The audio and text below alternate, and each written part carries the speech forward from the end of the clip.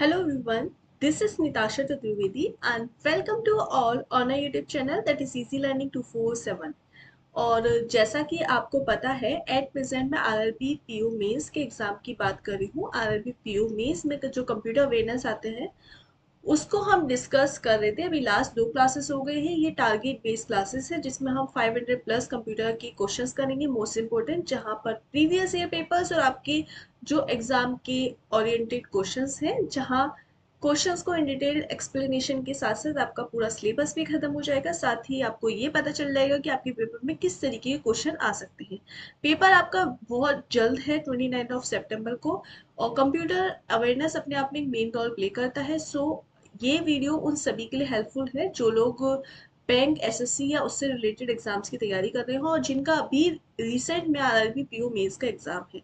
So video को and तक देखना बिल्कुल ना भूलें और चैनल पर नए हैं तो लाइक शेयर सब्सक्राइब कर दीजिए। स्टार्ट करते हैं आज की क्लास क्वेश्चन नंबर 36 से। ठीक है, क्वेश्चन नंबर 35 तक अगर आप लोगों ने वीडियो नहीं देखी तो एक बार प्लेलिस्ट में जाके फोल्डर में देख लेंगे तो आपको क्वेश्चन नंबर 35 तक की वीडियोस मिल जाएंगी। क्वेश्चन नंबर 36 से हम स्टार्ट करते हैं आज की class. Let's have a look. The main folder of a storage device is called. जो स्टोरेज डिवाइस का जो मेन फोल्डर होता है उसको हम क्या कहते हैं? प्लेटफॉर्म कहते हैं, इंटरफेस कहते हैं, रूट डिक्शनरी कहते हैं, डिवाइस ड्राइवर कहते हैं या नन ऑफ द अबव कहते हैं। तो जो मेन फोल्डर होता है स्टोरेज डिवाइस का उसको हम क्या बोलते हैं? रूट डिक्शनरी बोलते हैं। हमारे कंप्यूटर के अंदर जितना भी कुछ डेटा है जो बाय डिफॉल्ट कहीं ना कहीं किसी ना किसी आप देखते हो ड्राइव में सेव होता है, जैसे कि मोस्ट ऑफ द कंप्यूटर्स में हम ड्राइव सी को बाय डिफॉल्ट ड्राइव बना लेते हैं जहाँ पर हमारा सारा स्टोरेज सेव होता रहता है।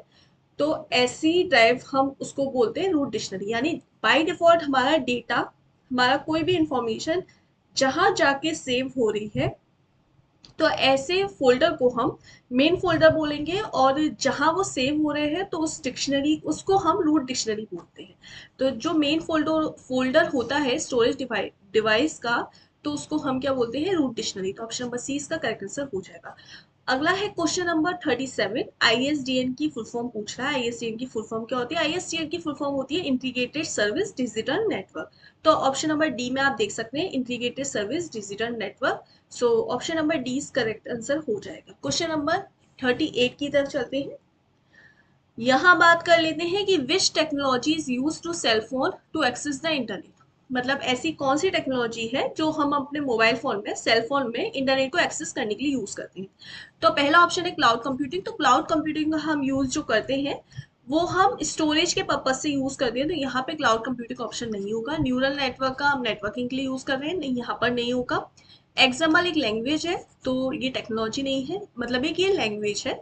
ठीक है, तो ये अगला ऑप्शन है option number D, micro browser software. तो माइक्रो ब्राउजर सॉफ्टवेयर ऐसे सॉफ्टवेयर होते हैं, ये बेसिकली सॉफ्टवेयर होते हैं जो कि हमारे मोबाइल फोन में यानी सेल फोन्स में इंटरनेट को एक्सेस करने के लिए यूज करते हैं। तो आप बोल सकते हैं कि माइक्रो ब्राउजर सॉफ्टवेयर एक इस तरीके की टेक्नोलॉजी है जो कि सेल फोन में, हमारा जो मोबाइल या सेल फोन होता है उसमें इंटरनेट को एक्सेस करने के लिए ये यूज किए जाते हैं। ठीक है, ऑप्शन नंबर डी इसका करेक्ट आंसर हो जाएगा। क्वेश्चन नंबर 39 की तरफ चलते हैं। Which of the following scramble a message applying a secret code. तो जो मैसेजेस होते हैं, हमारे मैसेज होते हैं जो जिसमें सीक्रेट को अप्लाई होता है। एग्जांपल के तौर पर ये कोई सेंडर है और ये कोई रिसीवर एंड है। अब सेंडर से रिसीवर पर कोई भी मेल या मैसेज भेजना है तो उसको सिर्फ सेंडर देख पाए और रिसीवर देख पाए और बीच में कोई नहीं देख पाए। तो हम इस तरीके का एक पासवर्ड या सीक्रेट कोड अप्लाई करते हैं जिससे सिर्फ सेंडर के पास होता है, रिसीवर के पास होता है, इन बिटवीन कोई नहीं देख पाता। तो ये जो टेक्नोलॉजी होती है जिसमें हम सीक्रेट कोड के द्वारा या सीक्रेट पासवर्ड के द्वारा अपने मैसेज को हाइड करके रखते हैं, ये एक स्क्रैम्बल जो मैसेजेस होते हैं, ये ईमेल होते हैं, तो ऐसी टेक्नोलॉजी इनक्रप्शन कहलाती है। ठीक है, आपने देखा होगा मोस्ट ऑफ द बैंक्स वगैरह में क्या होता है, बैंक के जो ऑफिशियल मेल आते हैं या किसी भी वेबसाइट किसी भी जगह का आपके पास ऑफिशियल मेल आता है, बैंक स्पेशली बैंक के लोग ऐसा करते हैं। तो आपको बैंक स्टेटमेंट देती है तो वहां पर जब भी आपके पास एक मेल आता है तो उसमें एक पासवर्ड होता है। तो बेसिकली वो पासवर्ड क्या है? वो इनक्रप्शन मेल है। वो क्या है? इनक्रप्शन मेल है जिसको आप ही ओपन कर सकते हो। तो आपको वो अपना पासवर्ड पता है तभी वो आप ओपन कर सकते हो, उसके अलावा वो कोई और ओपन नहीं कर सकता, इसीलिए वो सीक्रेट मैसेज है यानी इनक्रप्शन मेल है। ठीक है। क्वेश्चन नंबर 40 की तरफ चलते हैं। क्वेश्चन नंबर 40 बोल रहा है विच type of monitoring file is commonly used on accepted from internet site. यानी ऐसी कॉमनली जो फाइल्स होती हैं जो हम इंटरनेट के माध्यम से एक्सेप्ट कर लेते हैं, तो उसको हम बोलते हैं कुकीज। क्या बोलते हैं? कुकीज। खाने वाली कुकीज नहीं, ये इंटरनेट पर एक टर्म है कुकीज का। देखो, इंटरनेट की दुनिया में हम लोग बहुत सारे, जैसे हम कोई भी वेबसाइट पे काम कर रहे हैं, इन केस हम किसी भी वेबसाइट पे काम कर रहे हैं, तो बीच में एक जस्ट पॉप मैसेजेस वगैरह आते रहते हैं। आपने कभी देखा होगा जिसमें कोई हमसे पूछ रहा है फेवरेट फूड क्या है, या इमेजेस क्या है, या जो ये ट्रैवलिंग का कोई ब्लॉग है तो उसमें पूछा है कि ये जगह अच्छी है नहीं है। तो आपने देखा है कभी कभी आप इंटरनेट पे कोई भी वेबसाइट मतलब कुछ भी ओपन करते हैं तो आपको उससे रिलेटेड चीजें दिखने लग जाती हैं, उससे रिलेटेड ही आपको न्यूज, वीडियोस या इमेजेस दिखने लग जाती हैं। ऐसा क्यों होता है? जस्ट बिकॉज कुकीज के द्वारा।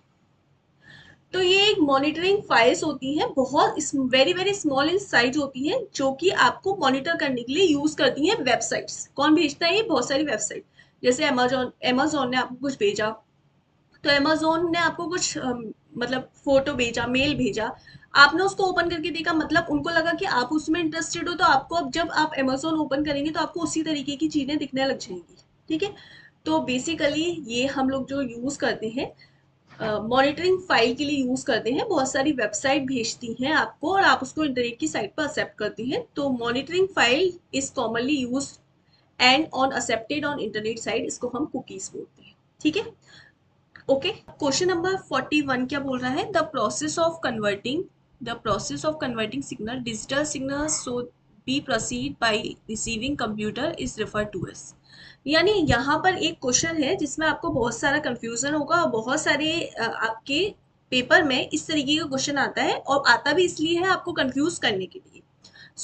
आप एक चीज याद रखना, एक डिवाइस होती है जिसे हम बोलते हैं मॉडेम। इस मॉडेम का काम क्या होता है? मॉडेम का काम होता है मॉड्यूलेटर। मॉडेम की फुल फॉर्म ही बेसिकली ये होती है, मॉड्यूलेटर एंड डीमॉड्यूलेटर। अब ये मॉड्यूलेटर क्या करता है? मॉड्यूलेटर करता है, जो भी एग्जाम्पल, आप एक सेंडर हो, आप कोई भी सेंडर हो और एक कोई रिसीवर है, आप व्हाट्सएप का एग्जाम्पल, व्हाट्सएप क्योंकि सभी यूज करते हैं। अब बीच में क्या है? हमारा मॉडेम है जिसके थ्रू हम इंटरनेट पर मैसेजेस को इधर से उधर ट्रांसफर करते हैं। तो बेसिकली कहीं ना कहीं हम मॉडेम के जरिए ही कर पा रहे हैं। तो मॉडेम क्या कर रहा है? हमारे सेंड, अब आपके पास यानी व्हाट्सएप पे आप कोई भी मैसेज किसी को सेंड करोगे तो किस फॉर्म में करोगे? एनालॉग फॉर्म में, डिजिटल फॉर्म में? ऑब्वियसली बात है डिजिटल फॉर्म में करोगे। और रिसीवर एंड पर जो भी आपका फ्रेंड होगा, कोई भी होगा, तो आप वो किस फॉर्म में मैसेज को रिसीव करेगा? डिजिटल फॉर्म में करेगा, ठीक है? तो सेंडर वाला भी डिजिटल फॉर्म में कर रहा है, रिसीवर वाला भी डिजिटल फॉर्म में कर रहा है। तो यहाँ पर डिजिटल फॉर्म हमारे मॉडम में गया। मॉडम में क्या करा? मॉडम में मॉड्यूलेटर, मॉड्यूलेटर क्या करता है? इस डिजिटल मैसेज को, डिजिटल सिग्नल्स को एनालॉग में ट्रांसफर कर देता है। किस में कर देता है? एनालॉग में। और फिर वापस से एनालॉग मैसेज को यानी एनालॉग सिग्नल को फिर से डिजिटल में कन्वर्ट कर देता है और रिसीवर एंड पर सेंड कर देता है। यानी एनालॉग हमारा मैसेज किस में आया? आपने मैसेज किस में भेजा? डिजिटल फॉर्म में। और डिजिटल से मैसेज को एनालॉग फॉर्म में ट्रांसफर किसने किया? मॉड्यूलेटर ने। और फिर अब एनालॉग को वापस से डिजिटल में ट्रांसफर किसने किया? डिमॉड्यूलेटर ने। किसने किया? डिमॉड्यूलेटर। तो बेसिकली मॉड्यूलेटर मॉड्यूलेटर मॉड्यूलेटर हमारे डिजिटल फॉर्म को, डिजिटल सिग्नल को किस में कन्वर्ट करता है? एनालॉग में। और डीमॉड्यूलेटर हमारे क्या करता है? एनालॉग, इस वाले जो एनालॉग मिला अब हमें, उस एनालॉग को किस में कन्वर्ट कर देता है? डिजिटल फॉर्म में, ठीक है? किस में कन्वर्ट करता है? डिजिटल फॉर्म में। अब एक टर्म आता है यहाँ पर, मॉडम का काम होता है मॉड्यूलेटर और डिमॉड्यूलेटर। अब लेकिन कंफ्यूजन क्या होता है? पेपर में आपको पूछा क्या है? डिजिटल सिग्नल से एनालॉग से कन्वर्ट किस में करना है? डिजिटल में। अब एनालॉग से डिजिटल में कन्वर्ट आप क्या करेंगे? Answer demodulation. नहीं, यहाँ पे आप गड़बड़ करेंगे। पेपर मतलब कंफ्यूजन भी यही होता है और पेपर में क्वेश्चन भी इसी तरीके से आते हैं, याद रखना। डिजिटल मतलब आपको नहीं याद आए तो आप अपनी एक प्रैक्टिकल इमेज सोच के देखो। व्हाट्सएप सब यूज कर रहे हैं कि व्हाट्सएप पे मेरे जो मैसेजेस हैं वो किस फॉर्म में, डिजिटल फॉर्म में। अब उस डिजिटल को ट्रांसफर होने के लिए, यानी वेव के फॉर्म में हमारा मैसेज ट्रांसफर हो रहा है, डिजिटल को वेव्स के फॉर्म में जो मैसेज ट्रांसफर होगा वो कौन कर रहा है, वो कर रहा है डिजिटल से हमारा जो मैसेज ट्रांसफर हो रहा है एनालॉग की फॉर्म में, वो कर रहा है मॉड्यूलेटर। पहले मॉड्यूलेटर काम करेगा, फिर वो एनालॉग से वापस मेरे जो फ्रेंड तक वो मैसेज एनालॉग सिग्नल्स ट्रेवल्स कर रहे हो, मेरे फ्रेंड को मैसेज किस में दिख रहा है, डिजिटल फॉर्म में। तो अब वो जो एनालॉग से डिजिटल में ट्रांसफर हुआ वो किसने किया, डिमोडुलेटर। तो सबसे पहले डिजिटल काम करेगा ना, सेंडर के पास क्या है, डिजिटल मैसेजेस है, डिजिटल डेटा है। तो डिजिटल से एनालॉग में ट्रांसफर कौन करता है, मॉड्यूलेटर, क्योंकि पहले मॉड्यूलेटर वर्क करता है। और फिर वापस से एनालॉग से फिर डिजिटल में सिग्नल्स में कन्वर्ट कौन कर रहा है, डीमॉड्यूलेटर। इतना क्लियर, पहले मॉड्यूलेटर वर्क करेगा फिर डीमॉड्यूलेटर।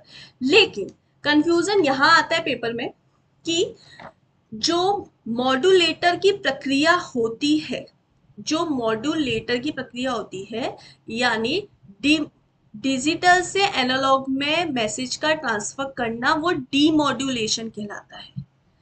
डिजिटल से एनालॉग मैसेज का ट्रांसफर करने की प्रक्रिया को डीमॉड्यूलेशन कहते हैं, क्योंकि डिजिटल से एनालॉग में हो रहा है तो वो डीमॉड्यूलेशन हुआ। प्रक्रिया क्या है, प्रोसेस क्या है, डीमॉड्यूलेशन। लेकिन हो क्या, वर्क कौन कर रहा है, मॉड्यूलेटर। जहां पे पूछ रहा है वर्क कौन कर रहा है, तो वर्क कर रहा है मॉड्यूलेटर, पर प्रक्रिया क्या है, वो प्रोसेस क्या है, तो वो प्रोसेस है डीमॉड्यूलेशन। क्लियर। सेम एनालॉग से डिजिटल में मैसेज ट्रांसफर करने की प्रक्रिया को यानी प्रोसेस को हम बोलते हैं मॉड्यूलेशन। क्या कहते हैं, मॉड्यूलेशन। लेकिन ये कर कौन रहा है, डिवाइस कौन है, डीमॉड्यूलेटर। समझ में आया। अब कंफ्यूजन यही आता है पेपर में, अगर यहाँ पे मॉड्यूलेटर डिमॉड्यूलेटर होता तो अभी क्या आंसर होगा, एनालॉग से डिजिटल में ट्रांसफर करने की प्रक्रिया, यानी कन्वर्ट करने की प्रक्रिया पूछ रहा है, प्रोसेस पूछ क्या रहा है, प्रोसेस। एनालॉग से डिजिटल में कन्वर्ट करने की प्रक्रिया को क्या बोलते हैं, मॉड्यूलेशन। मॉड्यूलेशन। लेकिन यहाँ पे मॉड्यूलेशन और डिमॉड्यूलेशन की जगह मॉड्यूलेटर और डीमॉड्यूलेटर आंसर हो, ऑप्शन होता, तब आप क्या लगाते, डीमॉड्यूलेटर। क्या लगाते, डीमॉड्यूलेटर। क्लियर हुआ। आप आपको एक बार नहीं समझ में आया, इस चीज को रिपीट करके देखो, चीजें ज्यादा अच्छे से क्लियर होंगी। ठीक है, क्वेश्चन नंबर 42 की तरफ चलते हैं।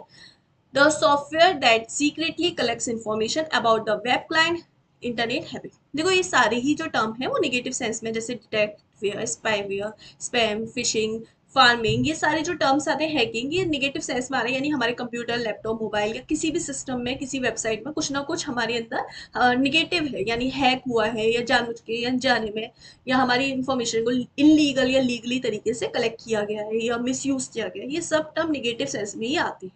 अब एक ऐसा सॉफ्टवेयर होता है जो हमारी इंफॉर्मेशन को सीक्रेटली कलेक्ट करता है, तो वो सॉफ्टवेयर को बोलते हैं हम स्पाईवेयर। क्लियर। ऐसा सॉफ्टवेयर जो हमारी इंफॉर्मेशन को इलीगल तरीके से या लीगल तरीके से कह सकते हैं कलेक्ट कर रहा है, इलीगली कलेक्ट करेगा, हमसे पूछ के तो नहीं कर रहा ना, तो इलीगल तरीके से हमारी इंफॉर्मेशन को कलेक्ट कर रहा है, तो वो होता है spyware. Option number C. Question number 43 की तरफ चलते हैं। Which register is use as a working are in a CPU. तो सीपीयू के अंदर, देखो सीपीयू के अंदर तीन पार्ट होते हैं, मैं हमेशा से बताती हूँ, एएलयू, सीयू और एमयू। अब ये जो एमयू होता है, एमयू मतलब सीपीयू रजिस्टर्स होते हैं। अब सीपीयू रजिस्टर जो वर्क करता है सीपीयू के मतलब register use working are in CPU, CPU के अंदर जो रजिस्टर्स बेसिकली वर्क करता है वो होते हैं हमारे एक्यूमुलेटर। क्या होते हैं, एक्यूमुलेटर। तो ऑप्शन नंबर ई यहाँ पर करेक्ट आंसर हो जाएगा। नेक्स्ट क्वेश्चन की तरफ चलते हैं। नेक्स्ट क्वेश्चन काफी इंटरेस्टिंग सा है। Following the valid subnet mask of class B IP address. अब हमें क्लास बी आईपी एड्रेस का सबनेट मास्क बोल रहा है। अब आप एक चीज याद रखना, हमारे पास क्लासेस होती है जब हम मैसेजेस को सेंड करते हैं, या हमारे जो इंटरनेट की आईपीज होती है, ये सब सुना होगा। तो अभी इन शॉर्ट आप याद रखो, हमारे पास क्लासेस होती हैं 5, class A, B, class C, class D और क्लास ई। ठीक है। अब ये हमारी 5 क्लासेस होती हैं। अब इस 5 क्लासेस के सबनेट मास्क होते हैं। जैसे इसके जरिए हम आईपी एड्रेस या नेट का, इंटरनेट का या किसी वेबसाइट का एड्रेस पता करते हैं या एड्रेस डिफाइन होता है। सबनेट मास्क और एक टर्म है पहचानने का, first octet value. Octet, first octet value, ठीक है, फर्स्ट ऑक्टेट वैल्यू। देखो, तो जो क्लास ए होती है उसकी जो वैल्यू होती है वो 0 से 127 तक होती है। जो बी होता है, बी की जो वैल्यू होती है वो 128 से 191 तक होता है। जो सी होता है, सी की जो वैल्यू होती है वो 192 से होती है 223 तक। एक सेकेंड,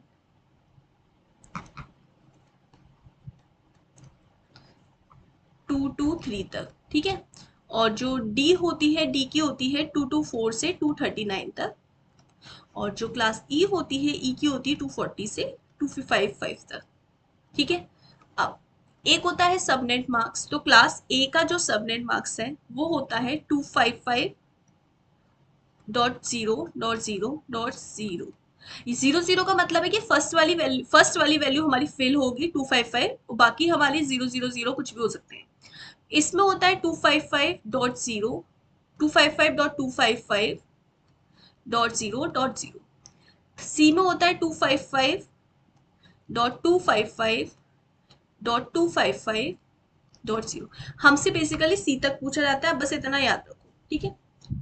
कहने का मतलब है कि जब हमसे सबनेट मार्क्स पूछ रहा है तो पहचानने का मतलब ये है कि जो फर्स्ट वाली वैल्यूज होंगी वो 255.255 होंगी और बाकी की 0। तो देखो यहाँ पे क्या बोल रहा है, क्लास बी का जो आईपी एड्रेस हमारा हो सकता है valid subnet mark, class B का जो वैलिड सबनेट मार्क्स हो सकता है वो हो सकता है 255.255.0.0। तो देखो 255.255.0.0 ये आप लिख लो, क्योंकि इससे रिलेटेड क्वेश्चन आएंगे तब मैं आपको कराऊंगी। आप अभी इतना देखो, जैसे ये क्वेश्चन पूछा आपने बता दिया।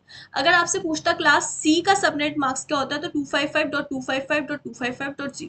क्लास डी का क्या होता है, 255.0.0.0, ठीक है। अगर हमसे मतलब यहाँ पे बोलता कि फर्स्ट ऑक्टेट वैल्यू क्लास, जैसे कोई पूछता मेरा कोई आईपी एड्रेस है, मुझसे बोलता कि 11.121.255.0, इस तरीके का कोई मुझसे आईपी एड्रेस पूछता और मुझसे बोलता ये किस क्लास का है। अब आप क्वेश्चन कैसे करते हैं, आपने देखा कि फर्स्ट वाली वैल्यू से, फर्स्ट ऑक्टेट वैल्यू से पहचानेंगे, पहचानने का तरीका क्या है, 11। और आपको पता है क्लास ए का फर्स्ट ऑक्टेट वैल्यू कहाँ से कहाँ तक हो सकती है, 0 से 127, और ये 0 से 127 के बीच में ही आता है ना 11, तो यहाँ पे हमारा क्लास ए आंसर हो जाता है। यहाँ पे अगर मेरा यहाँ पे क्लास, इसकी जगह मेरा फर्स्ट इधर ये ऑप्शन में, ये इधर ये हो जाता, सपोज मेरा हो जाता 195, तो आपको पता है 195 कहाँ लाई कर रहा है, क्लास सी में, तो आंसर क्या हो जाता, क्लास सी। मतलब इधर कुछ भी हो, लेकिन जो फर्स्ट वाली वैल्यू है उसकी वैल्यू इनमें लाई करे तब हम क्लास को पहचान लेंगे कि हमारी आईपी एड्रेस क्या है, किस क्लास का आईपी एड्रेस है, तो हम ऐसे पहचान। क्लियर, इसको नोट कर लो और याद कर लो। अपना repeater function is which layer, जो रिपीटर का फंक्शन होता है, रिपीटर किस लेयर में करता है, बेसिकली हमारे नेटवर्किंग में ओएसआई मॉडल होता है। अब ओएसआई मॉडल में हमारी लेयर्स होती है, जैसे फिजिकल लेयर है, सेशन लेयर है, डेटा लिंक लेयर है, उसके अलावा प्रेजेंटेशन लेयर है। तो ये सब हमारी ओएसआई मॉडल की, मतलब जिस लेयर पर हमारा एक मैसेज सेंडर से रिसीवर एंड तक सेंड होने में मतलब हमारा जो मैसेज है, अगर वो सेंडर, जैसे आपने कोई भी मैसेज सेंड किया और रिसीवर तक वो पहुंचने में बहुत सारी इंटरनेट की लेयर से होकर गुजरता है, जिसे हम ओएसआई मॉडल के द्वारा डिफाइन करते हैं। अगर ओएसआई मॉडल का कोई क्वेश्चन आएगा तो मैं उसे भी करा दूंगी, नहीं तो इन हम डिटेल हम बाद में एक्सप्लेन कर देंगे। अभी जो क्वेश्चन है हम उस पर चलते हैं कि क्वेश्चंस को कैसे करेंगे। देखो, क्वेश्चन बोल रहा है कि जो रिपीटर्स है, रिपीटर्स की हमें लेयर बतानी है कि यहाँ पर देखो, रिपीटर एक फिजिकल डिवाइस है। अगर आपसे बोलना चाहे जैसे मॉडम है, रिपीटर है, या ये सारी जो हमारी वर्क करते हैं, गेटवे है, तो हार्डवेयर वाली डिवाइसेस होती है नेटवर्किंग में, जिस तो वो रिपीटर, रिपीटर क्या करता है। अच्छा, अगर रिपीटर से क्वेश्चन आ जाए कि रिपीटर क्या करता है, तो रिपीटर सिग्नल्स को रीजनरेट करता है। जैसे example A B C D है, अगर मुझे ए से बी तक का कोई मैसेज भेजना है, मैंने भेज दिया। अब मुझे बी, वही मैसेज मुझे सी तक भेजना है, पर बीच में कोई लाइन नहीं है, कोई और मैं सेम स्पीड से, सेम बैंडविड्थ से सेम मैसेज भेजना चाहती हूँ, सेम इफिशियंसी से, सब कुछ सेम होना चाहिए। तो मैं यहाँ पे क्या लगा दूंगी, इधर बी के पास एक रिपीटर लगा दूंगी, तो मेरा जिस स्ट्रेंथ से सिग्नल से यहाँ तक जा रहा था वही स्ट्रेंथ से सिग्नल यहाँ आएगा। क्लियर? अगर डी तक भेजना है तो इधर मैं एक रिपीटर लगा दूंगी, तो ये मैसेज, मतलब वो मैसेज, वो वायर, या वो कह सकते हैं वो हमारा जो बैंडविथ है, वो सिग्नल है, वो रीजनरेट करने के लिए, मतलब उतनी ही बैंडविथ से, उतनी ही रेंज से सिग्नल रीजनरेट हो जाए, उसके लिए हम रिपीटर लगाते हैं। क्लियर? तो यहाँ पर रिपीटर हमारा वर्क करता है फिजिकल लेयर में। क्लियर? Option number A. अगला क्वेश्चन नंबर 46 बोल रहा है, name the input devices from the given option that can not be used to work MS Office. देखो एमएस ऑफिस में हम क्या क्या यूज करते हैं, सिंपल सी बात है। तो यहाँ पर एमएस ऑफिस में हम स्कैनर यूज करते हैं, एमएस ऑफिस में माउस यूज करते हैं, कीबोर्ड यूज करते हैं, पर आपने जॉयस्टिक सुना है कि हम एमएस ऑफिस का काम करते हैं हम जॉयस्टिक यूज कर रहे हैं? नहीं। तो ऑप्शन नंबर डी यहाँ पे करेक्ट हो जाएगा, क्योंकि बोल रहा है can not be used. Clear? अगला क्वेश्चन नंबर 47 की तरफ चलते हैं। क्वेश्चन नंबर 47 बोल रहा है यहाँ पर इंटरप्रेटर, इसमें हमें ऑड बताना है कि इसमें से ऑड क्या है, ऑपरेटिंग सिस्टम, कंपाइलर, असेंबलर। तो देखो जो इंटरप्रिटेटर होता है, कंपाइलर होता है, असेंबलर होता है, ये सारे हमारे टर्म है जो बेसिकली हम, कंपाइलर क्या करता है, हमारे की पूरे पूरे पूरे के पूरे जो लाइन बाय लाइन हमारा डेटा है उसको एक बार में रन कर रहा है, एरर फाइंड कर रहा है, इंटरप्रिटेटर का यूज कर रहा है, असेंबलर का। पर ऑपरेटिंग सिस्टम हमारा इन सबसे आपको अलग लग रहा है। ऑपरेटिंग सिस्टम क्या है? ऑपरेटिंग सिस्टम वो सिस्टम सॉफ्टवेयर है जिसके बिना हमारा कंप्यूटर वर्क नहीं कर रहा, वो सिस्टम है ऑपरेटिंग सिस्टम, जैसे विंडो 7, विंडो 11, विंडो 9 या फिर मैक ओएस, ये सब हमारे ऑपरेटिंग सिस्टम है जिसके ऊपर हम वर्क कर रहे हैं, जिसमें हम वर्क कर रहे हैं। जैसे मोबाइल में एंड्रॉइड नहीं होता तो क्या आप वर्क कर पाते? तो बेसिकली एंड्रॉइड क्या है? आपका ऑपरेटिंग सिस्टम है। ठीक है? तो एंड्रॉइड ऑपरेटिंग सिस्टम है, उसके अलावा आपका मैक ओएस है, अगर आप आईफोन यूज कर रहे हैं तो मैक ओएस यूज कर रहे हैं, या फिर आप विंडोज यूज कर रहे हैं, तो ये सारे हमारे क्या है, ऑपरेटिंग सिस्टम जिसके ऊपर हम वर्क करते हैं। तो ऑपरेटिंग सिस्टम बेसिकली हमारा सिस्टम सॉफ्टवेयर है। तो यहाँ पर ये ऑप्शन बी हमारा अलग हो गया, बाकी ये सारे सेम टाइप के लिए यूज किए जा रहे हैं, interpreter, compiler, assembler, loader, linker. ठीक है? अगला question number 48, first wide spread computer virus of M S DOS, जो first wide spread computer virus था एम एस डॉस में, उसका नाम पूछ रहा है। तो ये सिंपल याद करने का टर्म है कि वाइड स्पेयर कंप्यूटर का जो वायरस था एम एस डॉस में जो फर्स्टली यूज किया जा रहा था, उसका नाम था ब्रेन। सिंपल नाम है। आप याद करने का तरीका कि एम एस डॉस में जो माइक्रोसॉफ्ट डॉस आया था, ऑपरेटिंग सिस्टम है डॉस भी, तो उसमें जो फर्स्ट वायरस था वो था ब्रेन, उसका नाम क्या था? ब्रेन। क्लियर? क्वेश्चन नंबर 49 की तरफ चलते हैं। क्वेश्चन नंबर 49 बोल रहा है what is ICMP. ICMP basically क्या है? प्रोटोकॉल है, internet control message access protocol. जो इंटरनेट के मैसेज एक्सेस कंट्रोल प्रोटोकॉल होता है वो आईसीएमपी होता है। अब ये क्या होता है वो बोल रहा है। तो पहला ऑप्शन है a protocol that manage memory, memory को मैनेज करता है? नहीं। Protocol use to monitor computer, computer को मॉनिटर करने के लिए यूज किया जा रहा है? नहीं। A protocol that handles error and control message, सही बात है। आईसीएमपी इंटरनेट कंट्रोल, तो बेसिकली कंट्रोल कर रहा है, तो कंट्रोल। मैसेज एक्सेस प्रोटोकॉल तो इंटरनेट के हमारे मैसेजेस को कंट्रोल कर रहा है, और हमारी जो एरर्स है उनको हैंडल करने का काम कौन करता है? आईसीएमपी। Option number C. अगला क्वेश्चन नंबर 50 की तरफ चलते हैं। क्वेश्चन नंबर 50 क्या बोल रहा है? What is loading operating system into a main memory called. तो जो लोडिंग ऑपरेटिंग सिस्टम होता है उसको हम क्या बोलते हैं? पहला है प्रिंटिंग, सेविंग, स्टोरिंग, स्टारिंग और बूटिंग। तो जो लोडिंग ऑपरेटिंग सिस्टम होता है उसको हम बोलते हैं स्टोरिंग। लोड करना यानी कुछ ना, loading operating system main memory में लोड करना, तो लोड मतलब स्टोर करना, तो स्टोरिंग, उसको हम क्या बोलते हैं? स्टोरिंग। सिंपल। क्वेश्चन नंबर 51 की तरफ चलते हैं। What is a group of computer and associated devices that shares a common communication line और wireless link to a server within a small geographical area are called. तो computer के अंदर geographical area के according, यानी area के according हमने network को divide किया हुआ है। जैसे personal area network, local area network, MAN, CAN, उसके अलावा वैन, ये सब हमने डिफाइन किए हुए हैं। तो सबसे स्मॉलेस्ट होता है पैन, पर्सनल एरिया नेटवर्क, जिसकी जो रेंज होती है वो बहुत ही ज़्यादा 10 मीटर तक की होती है। जैसे हम लोग टीवी का रिमोट यूज़ कर रहे हैं, ब्लूटूथ यूज़ कर रहे हैं, ये सब चीज़ें। दूसरा होता है लैन, लोकल एरिया नेटवर्क, जो आप अपने लोकल पर्पस के लिए, अपने पर्सनल पर्पस के लिए यूज करते हैं। जैसे आप अपने घर में या कंप्यूटर स्कूल लैब में या स्कूल में आपने देखा होगा लैन लैन कनेक्शन होते हैं जिसके द्वारा हम अपना इंटरनेट चला पाते हैं। तो इसकी जो रेंज होती है वो काफ़ी कम होती है। थर्ड, कैंपस एरिया नेटवर्क, एक पूरे कैंपस में कनेक्ट करने के लिए हम कैंपस एरिया नेटवर्क का यूज़ करते हैं। जैसे हम अपने पूरे स्कूल की बिल्डिंग में, कॉलेज की बिल्डिंग में, पूरे स्कूल के कैंपस में, बड़े एरिया में कनेक्ट करने के लिए हम कैंपस एरिया। तीसरा आता है metropolitan area network, main.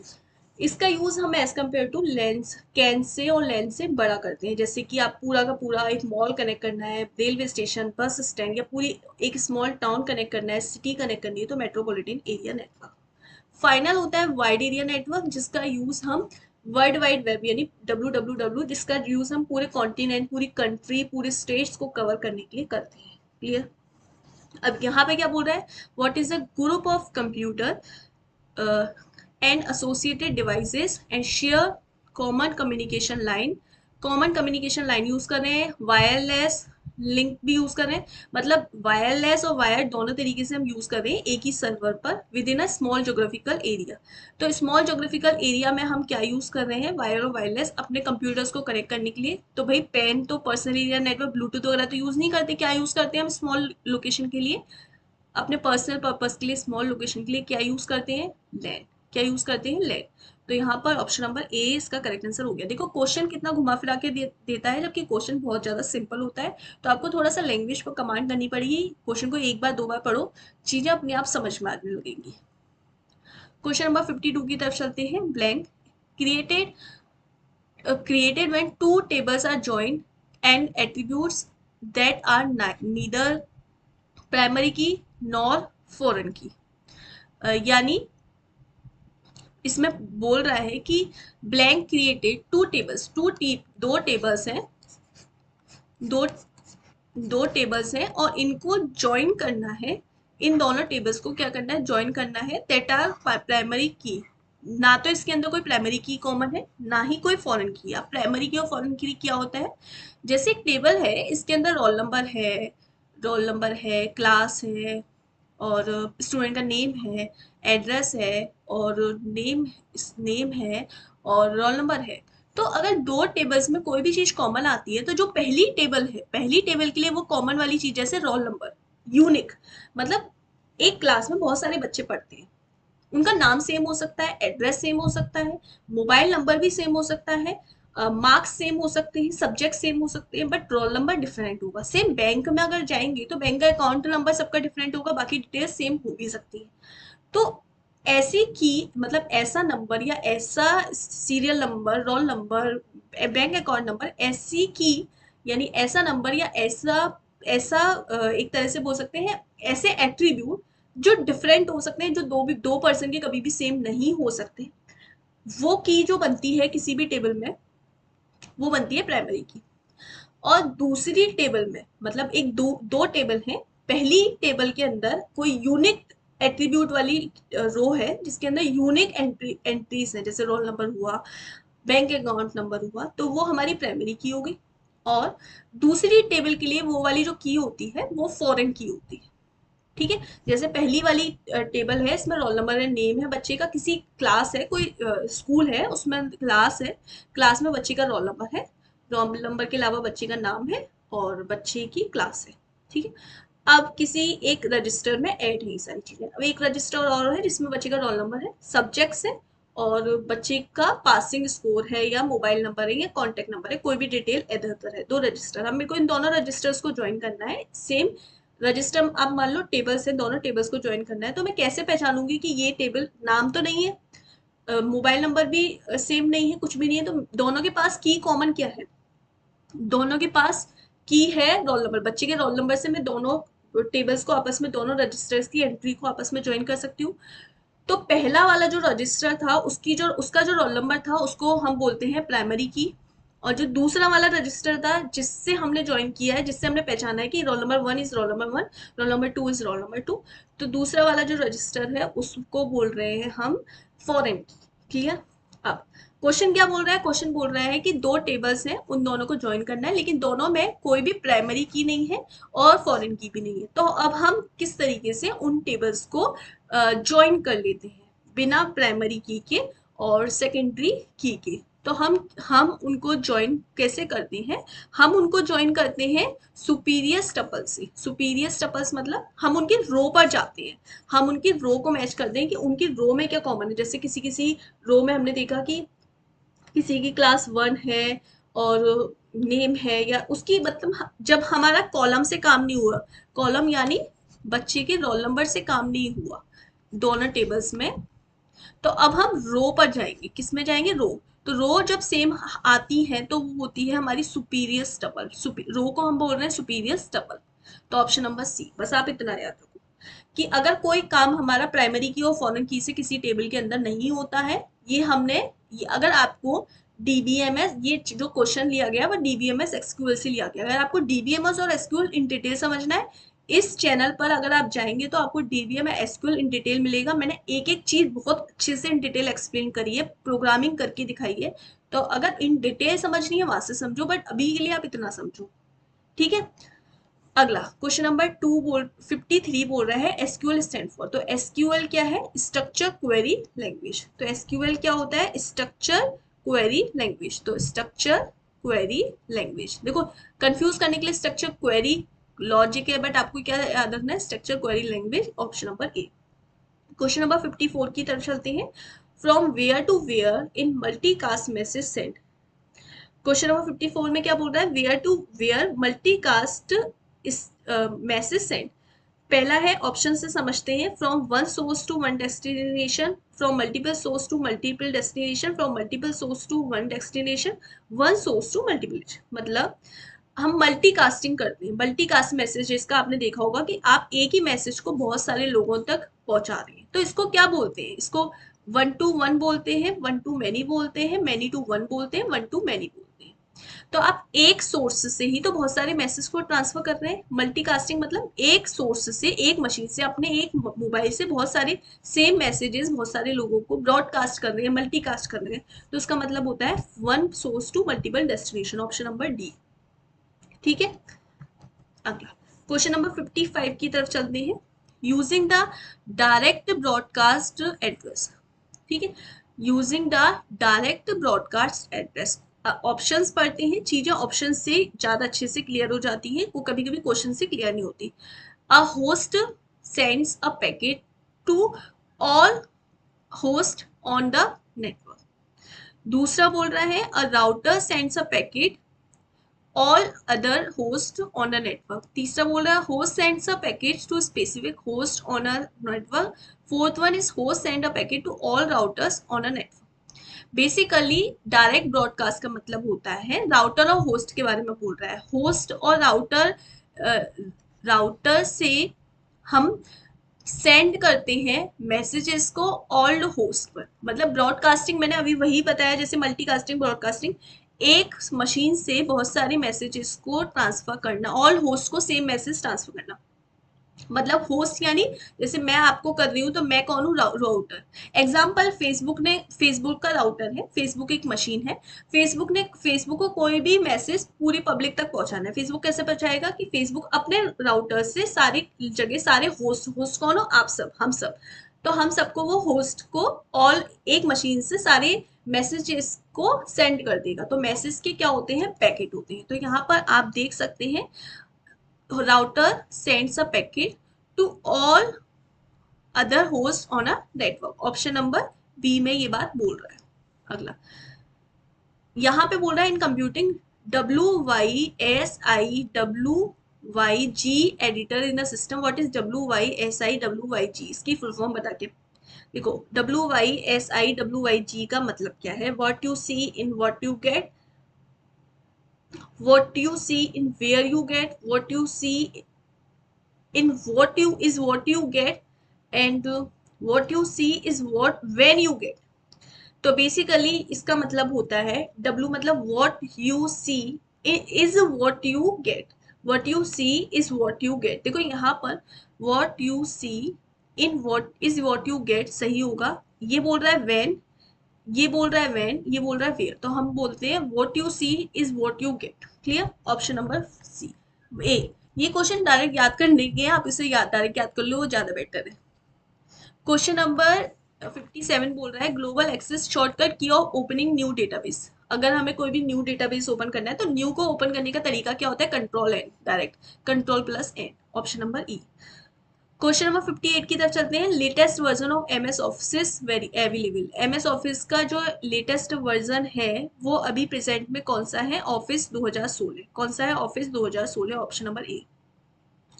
Question number 59 की तरफ चलते हैं। क्वेश्चन नंबर 59 बोल रहा है which of the following is an operating system. इसमें से कौन सा ऑपरेटिंग सिस्टम है, compiler, plotter, Mac, both 1 and 2, या नन ऑफ दी एबव। तो ऑपरेटिंग सिस्टम बोल रहा है तो ऑपरेटिंग सिस्टम कंपाइलर और प्लॉटर नहीं है, मैक ओएस होता है, आपने सुना है मैक ओएस, ऐसे ही आ रहा है Windows, Android, these are operating system. तो यहाँ पे ऑप्शन नंबर सी इसका करेक्ट आंसर हो जाएगा। क्वेश्चन नंबर 60 की तरफ चलते हैं। क्वेश्चन नंबर 60 बोल रहा है which of the following is a name of an application similar to M S Office. M S Office की तरह कौन सा एक सिमिलर एप्लीकेशन अवेलेबल है, तो लाइबर ऑफिस, दूसरा है open office, new office, free office, या ऑल ऑफ दी एबव। तो यहाँ पे Liber office, open office, new office, free office सभी हैं, तो ऑल ऑफ दी एबव। तो ये सारे हमारे एमएस ऑफिस की तरह ही हैं, लाइबर ऑफिस ये सब एमएस ऑफिस की तरह ही वर्क करते हैं। क्वेश्चन नंबर 61 की तरफ चलते हैं। What is the full form of UNIVAC. UNIVAC की फुल फॉर्म क्या है, तो यूनिवेक की फुल फॉर्म है universal automatic computer, universal automatic computer, तो option number A. Clear. Question number 62 की तरफ चलते हैं। क्वेश्चन नंबर 62 बोल रहा है word processing, spreadsheet and photo editing are the example of which type of software. तो word processing, spreadsheet, photo editing ये किस तरीके के हमारे किस तरीके के सॉफ्टवेयर है, तो ये है हमारे एप्लीकेशन सॉफ्टवेयर। किस तरीके के एप्लीकेशन सॉफ्टवेयर, तो बेसिकली आपसे 3 तरीके के सॉफ्टवेयर के बारे में ही पूछा जाता है, सिस्टम सॉफ्टवेयर, एप्लीकेशन सॉफ्टवेयर और यूटिलिटी सॉफ्टवेयर। आंसर क्या है, सिस्टम सॉफ्टवेयर क्या होता है, जैसे हमारे जो ऑपरेटिंग सिस्टम होते हैं वो सिस्टम सॉफ्टवेयर होते हैं, यानी जिसके बिना वर्क नहीं कर सकते हैं। जैसे कि एग्जाम्पल के तौर पर आपका मैक ओएस हुआ, एंड्रॉयड हुआ, विंडोज हुआ, विंडोज 11, विंडो 9, ये सारे हमारे क्या है, ऑपरेटिंग सिस्टम, सिस्टम सॉफ्टवेयर, यानी जिसके ऊपर हमारा सिस्टम वर्क करता है। बिना सिस्टम सॉफ्टवेयर के हमारा सिस्टम वर्क ही नहीं करेगा। एंड्रॉयड ही हटा दो आपका मोबाइल वर्क करेगा, या आपका मैक ओएस हटा दो आपका मोबाइल वर्क करेगा, या आपके सिस्टम में विंडोज का सिस्टम है तो विंडोज ही अनइंस्टॉल कर दो, आपका सिस्टम वर्क करेगा नहीं। तो ये सिस्टम सॉफ्टवेयर। एप्लीकेशन क्या, सॉफ्टवेयर क्या होते हैं जो स्पेसिफिक टास्क को परफॉर्म करने के लिए यूज किए जाते हैं, ठीक है, जो स्पेसिफिक टास्क को और जो सिस्टम सॉफ्टवेयर के ऊपर वर्क करते हैं। जैसे अगर मुझे फोटो एडिटिंग करनी है तो मैं फोटो एडिटिंग सॉफ्टवेयर का यूज करती हूँ, मुझे टैली करनी है टैली का यूज कर रही हूँ, मुझे व्हाट्सएप पे कोई मैसेज भेजना है तो मैं व्हाट्सएप, फेसबुक, इंस्टाग्राम, ये सारे word processing, spreadsheet, MS Excel, MS PowerPoint, ये सारे क्या है हमारे एप्लीकेशन सॉफ्टवेयर। यूटिलिटी सॉफ्टवेयर क्या होते हैं, जैसे हमारे एंटीवायरस या इस तरीके के जो सॉफ्टवेयर होते हैं वो यूटिलिटी सॉफ्टवेयर कहलाते हैं। तो यहाँ पे word processing, spreadsheet, photo editing क्या है, application software. Clear. Question number 63 क्या बोल रहा है, क्वेश्चन नंबर 63 की तरफ चल रहे हैं। Which are the specially design computer chips that reside inside other devices such as your car और एन इलेक्ट्रॉनिक थर्मोसेट। यानी आपकी कार या इलेक्ट्रॉनिक्स थर्मोसेट में आपकी कंप्यूटर मतलब स्पेशली डिजाइन कंप्यूटर चिप्स होती हैं, स्पेशली डिजाइन कंप्यूटर चिप्स होती हैं जो आपकी डिवाइसेस के अंदर इनबिल्ड होती है। जैसे आपकी कार के अंदर, इलेक्ट्रॉनिक थर्मोसेट के अंदर, या आपके नॉर्मली आपके पर्सनल पर्पस के लिए कंप्यूटर की स्पेशली डिजाइन चिप्स होती हैं। तो ये बेसिकली क्या है, ये हमारे, इनको हम बोलते हैं एम्बेडेड कंप्यूटर। एम्बेडेड कंप्यूटर यानी जैसे आपने देखा है आजकल कार आ रही है जो खुद से ड्राइव कर रही है, सेल्फ ऑटोमेटिक कार्स हैं, तो यहाँ पे एम्बेडेड कंप्यूटर सिस्टम होता है। एम्बेडेड कंप्यूटर सिस्टम यानी एक चिप होती है, एम्बेडेड चिप्स लगी होती हैं। तो ये स्पेशली डिजाइन की जाती हैं जिसके जरिए हम हमारी कोई इलेक्ट्रॉनिक डिवाइस के अंदर ये इंस्टॉल की जाती है ये चिप, ठीक है। तो इसको हम बोलते हैं एम्बेडेड कंप्यूटर्स। इन चिप्स को जो स्पेशली डिजाइन की जाती है कंप्यूटर चिप्स, उनको हम बोलते हैं embedded chips. Clear. Question number 64 की तरफ चलते हैं। If you wish to limit what you would see on Excel worksheet, what data function would you use? मतलब अगर आप चाहते हैं कि आप लिमिट करें, मतलब आप लिमिटेड, आप जो चाहें सिर्फ वही देखें अपनी एक्सेल वर्कशीट में, लिमिटेशन चीजें देखना चाहती हैं तो आप क्या कर देंगे, उसमें फिल्टर लगा देंगे। क्या कर देंगे? फिल्टर। तो ऑप्शन नंबर 20 का करेक्ट आंसर हो जाएगा। क्वेश्चन नंबर 65 की तरफ चलते हैं। Which of the following number system has base 16? तो बेस 16 नंबर किस नंबर सिस्टम में होता है? हेक्साडेसिमल में। ठीक है, तो ऑप्शन नंबर डी इसका करेक्ट आंसर हो जाएगा। Full form of S M P S, S M P S की फुल फॉर्म हमसे पूछ रहा है, तो एस एम पी एस की जो फुल फॉर्म होती है वो होती है स्विच्ड मोड पावर सप्लाई। क्या होती है? Switched mode power supply, option number C. Question number 67 बोल रहा है which of the following program are often delivered to a PC through through an email attachment and often design to do a harm. ठीक है, तो यानी question number 67 में ये बोल रहा है कि जो हमारे ऐसे प्रोग्राम जो हमारे पीसी में डिलीवर्ड होते हैं किसी ईमेल अटैचमेंट के द्वारा, जो कि हमारे कंप्यूटर में क्या पहुंचाते हैं, तो ऐसे प्रोग्राम्स को क्या बोलते हैं? Which of the following programme, ऐसे प्रोग्राम्स को हम बोलते हैं वायरसेस। क्या आ जाते हैं हमारे सिस्टम में? क्या आ जाते हैं? वायरसेस आ जाती हैं। यानी हमारे सिस्टम में किसी मेल के जरिए जो क्या आते हैं, वायरस। किसी मेल के जरिए हमने कोई मेल डाउनलोड किया है, मेल हम पढ़ रहे हैं, उसके जरिए हमारे सिस्टम में क्या आ जाएगा? वायरस। तो ऐसे प्रोग्राम्स वायरस कहलाते हैं। क्वेश्चन नंबर 68 की तरफ चलते हैं। क्वेश्चन नंबर 68 बोल रहा है which of the following program are often to deliver to PC through an email. Sorry for that, question number 67 और 68 रिपीट हो गया है, यहाँ पे आंसर हो जाएगा हमारा वायरस। क्लियर। क्वेश्चन नंबर 69, मैं इन चीज़ों का याद रखूंगी, एक आध बारी ऐसा होता है। I am extremely sorry for that. Question number 67 और 68 रिपीट हो गया, मैं इसको एक बार चेक कर लिया करूंगी वापस से। वैसे एक दो बार ही होता है, एक आध बार कभी क्वेश्चन में हो जाता है, तो उसको माइंड मत कीजिए, मैं उसकी जगह 2 3 4 क्वेश्चन एक्स्ट्रा भी करा दूंगी, don't worry about it. Question number 69 की तरफ चलते हैं। Which type of memory holds only a program and data that CPU presently processing? तो बोल रहा है कि हमारी किस टाइप की मेमोरी में हमारा जो डेटा होता है या प्रोग्राम होता है सीपीयू में प्रेजेंटली, मतलब हम जो अभी प्रेजेंटली काम कर रहे हैं वो प्रेजेंटली हमारा डेटा होल्ड रहता है किस तरीके की मेमोरी में। मतलब मैं प्रेजेंटली काम कर रही हूँ, वो मेमोरी मेरी कौन सी है? रैम में तो होल्ड रह रहा है। अभी मैं प्रेजेंटली जो काम कर रही हूँ वो मेरा होल्ड होता है रैम के अंदर। अगला, one nibble is equal to, तो वन निबल क्या होता है? वन निबल कितनी बिट के बराबर होता है? 4। सेम आपको बोला जाए 1 बाइट, 1 बाइट होता है हमारा, 1 byte is equals to 8 bits. Computer के अंदर सबसे छोटी यूनिट कौन सी होती है? बिट। बिट से बड़ी निबल, तो 1 nibble is equal to 4 bits, और 1 byte is equals to 8 bit. Byte से बड़ा होता है केबी, तो 1 KB is equals to 1024 byte. KB से बड़ा एमबी, तो 1 MB बराबर 1024 केबी, और केबी एमबी से बड़ा होता है जीबी, तो 1 GB बराबर 1024 MB।